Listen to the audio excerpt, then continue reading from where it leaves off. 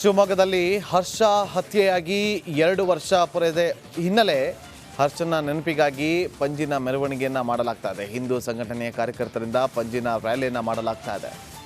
ಹರ್ಷ 2 ವರ್ಷದ ಹಿಂದೆ ಹತ್ಯೆಗೀಡಾಗಿದ್ದರು. 2 ವರ್ಷ ಪೂರೈಸಿದ ಹಿನ್ನೆಲೆಯಲ್ಲಿ ಅಂದರೆ 2 ವರ್ಷ ಆದ ಬಳಿಕ ಇವತ್ತು ಹರ್ಷನ ನೆನಪಿಗಾಗಿ ಪಂಜಿನ ಮೆರವಣಿಗೆಯನ್ನು ಮಾಡಲಾಗ್ತಾ ಇದೆ. ಹಿಂದೂ ಸಂಘಟನೆಯ ಕಾರ್ಯಕರ್ತರಿಂದ ಪಂಜಿನ ರ್ಯಾಲಿಯನ್ನು ಹಮ್ಮಿಕೊಳ್ಳಲಾಗಿದೆ.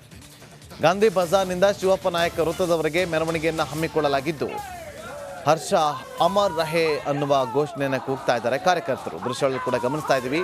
ಪಂಜಿನ ಮೆರವಣಿಗೆಯನ್ನು ಮಾಡಲಾಗ್ತಾ ಇದೆ. 2 ವರ್ಷದ ಹಿಂದೆ ಹರ್ಷನ ಭೀಕರವಾಗಿ ಕೊಲೆಯಾಗಿತ್ತು.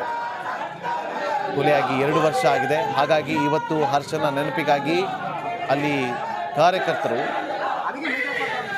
ಹರ್ಷನ ನೆನಪಿಗಾಗಿ ಪಂಜಿನ ಮೆರವಣಿಗೆಯನ್ನು ಮಾಡ್ತಿದ್ದಾರೆ. ಹರ್ಷ ಅಮರ್ ರಹೆ ಅಂತೇಳಿ ಘೋಷಣೆಯನ್ನು ಕೂಡ ಕೂಗ್ತಾ ಇದ್ದಾರೆ.